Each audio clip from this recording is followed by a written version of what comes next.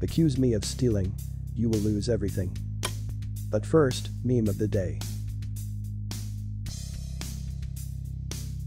This happened way back in the dark ages, 1986. I was 21 at the time and working for a gas station that was associated with a certain grocery store chain in Washington state. It was owned by a company not affiliated with said chain, but had locations at nearly every one. As this was long before the days of debit cards, this was a cash-only gas station. We didn't even take credit cards. Customers would pull up, pump their gas, and then come to my window to pay. We also sold cigarettes. No drinks, no snacks, customers couldn't even get into my booth.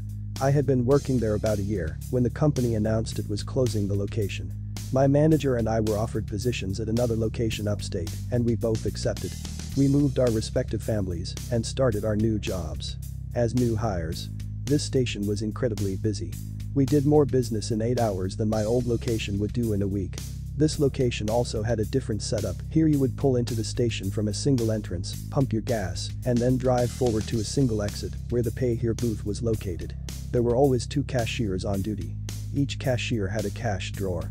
One thing I should note, there were also no computers. So closing the drawer down between shifts was time-consuming and tedious. We had to manually count the cigarettes remaining and count the cash drawers. We would fill out an end-of-shift report listing the starting balances and the ending balances. We also had to list the gallons sold from each pump. At the end of the shift, the total of gallons sold and the total cigarettes sold should equal the cash balance. It is important to note here that not once in the year I had worked for the previous location had I been off by more than 10 cents. The following morning after my first shift, I was informed by the manager that I was short $50. Impossible, I said, I balanced out yesterday. He said that I must have stolen that money after I had completed the paperwork. I just looked at him and said, no, I didn't.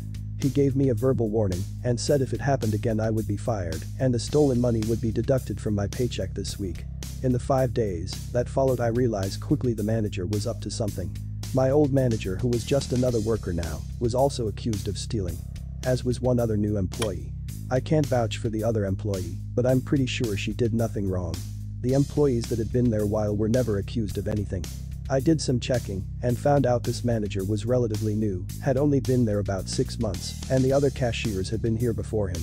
Only new cashiers were being accused of stealing. And that location had been having stealing problems for about 6 months, and the turnover was high with the new employees. I came to work at 6 a.m. on a Monday, only to be told I was being fired. For cause. The manager accused me of taking $500 out of my drawer the previous Friday. He said he only discovered it this morning, even though he had worked Saturday and Sunday. I said okay and left. I was pretty angry, and instead of going home, I parked in the grocery store parking lot and proceeded to settle in to watch the gas station. I knew that at 9 a.m. sharp, he would take the cash in the safe and make the weekend deposit. At 9 a.m. he left the gas station and headed to the bank. But instead of walking into the bank, he walked into the Indian casino next door. It's not really a casino like we think of today, but more of a betting parlor for the races. It did have slot machines, but no card tables. I think, well, this is interesting. He comes out of the casino at exactly 10 a.m., walks next door to the bank, does his business, and then heads back to the gas station. I head home with a plan. Every morning I follow him from the gas station to the casino. I take a picture of him leaving and one of him arriving at the bank and walking into the casino. I take pictures of him coming out and then heading to the bank. I do this for 5 days straight.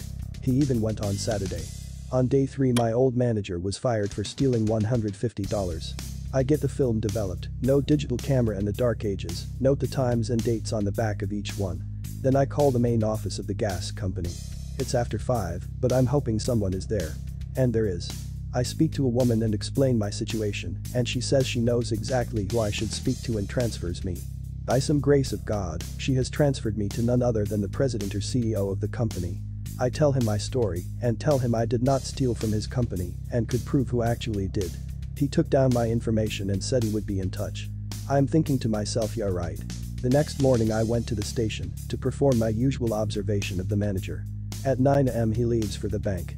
At 10 a.m. he comes out. At that moment 2 stern-looking gentlemen approach him. One pulls out his wallet and shows him something. The other one is talking. The manager goes pale and takes a step back.